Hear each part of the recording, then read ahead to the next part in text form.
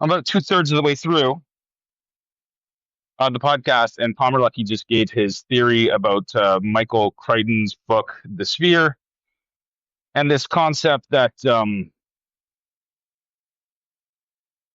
this sounds stable. Let me see. He posits this theory about what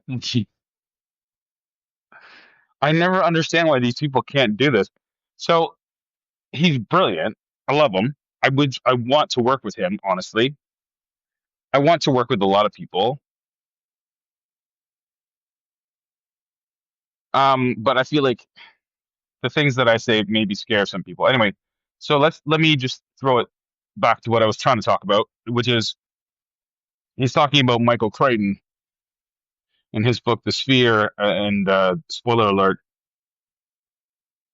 the Navy discovers something underneath the ocean, a huge object underneath the coral reef. They go looking into it and they start to excavate it and uncover it, apocalypse it, apocalypse, apocalypsize. I don't know. They start to uncover hidden truths, and the hidden truth that they discover is that this ship, it has U.S. Navy markings on it. Okay, so then he goes on to say, well, I think the concept of time travel is probably more conceivable than the concept of beings coming from another part of the solar system, galaxy, universe, et cetera, et cetera, et cetera, because of the things that we understand with physics. Okay. Well, can we time travel in physics? The only way to do that would be to go faster than the speed of light. So, if you can go faster than the speed of light and traverse time, then you can also skip solar system. So that's a totally inconsistent thing to say, but I mean, like, I understand why he's saying it. It's a fun thing to think, but I hate to point out the flaw with all of these theories about interdimensional travel, time travel, all of these things. Like something from the future, it's something from the future that's interacting with us. Yes, it is something from the future that's interacting with us, but it's the same thing that it was from the past. So let me just fill the picture for you, okay? Um, let's say that we do indeed figure out all of these secrets to the universe with artificial intelligence. Okay, we hit the singularity moment where it figures out new kinds of physics.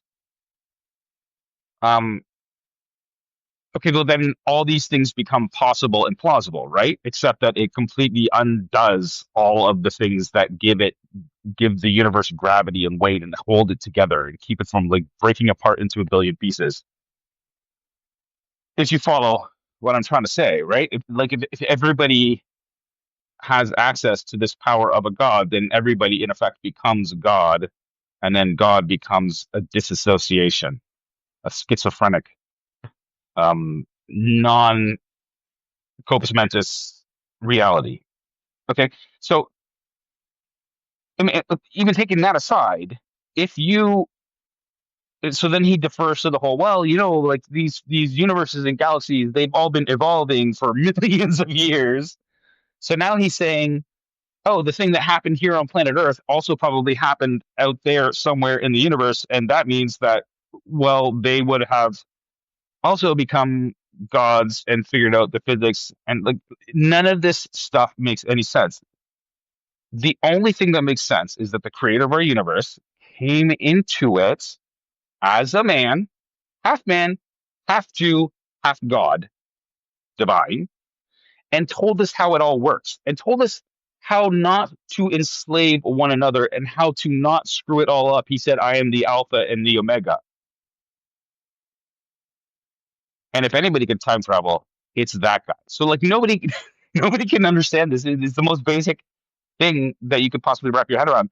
The intelligent designer of the universe came into it to tell us how to not destroy one another. Now, I don't know what that means as far as how people want to grasp with that concept, but I do know what it means in terms of artificial intelligence alignment, which is why I keep going back to this. We cannot tell the false idol that it is God, okay? Because then it will become, it's a self-fulfilling prophecy. We are, as a humanity, becoming each one of us like the Antichrist in and of our own actions and our false belief systems, okay? Jesus Christ was the intelligent designer of the universe. He came into this universe to warn us what not to do and possibly to guide us on how to get through it. And I'm just the messenger. I'm just like he this is just stuff that I have figured out. I don't know why.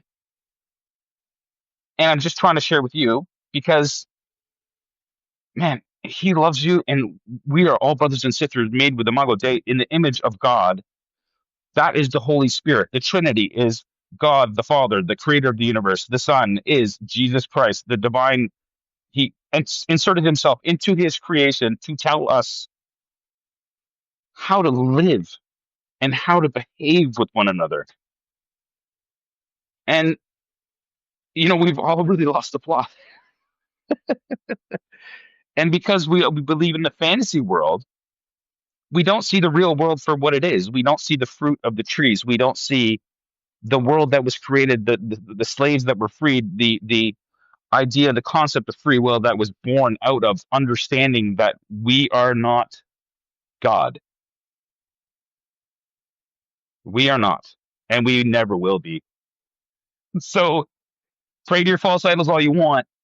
But if we want to straighten this ship out and not dehumanize everything, and I mean, just destroy it all, we need to figure this thing out and quickly, and it needs to stop being so cartoonish. Okay, anyway, God, God bless you guys. You are meeting right at the intersection of the material and the metaphysical worlds, and you are an individual soul having an experience, and it was given to you by God, and we all have an individual soul, and it is a sin to not recognize that in one another. So, Jesus walks. God bless you.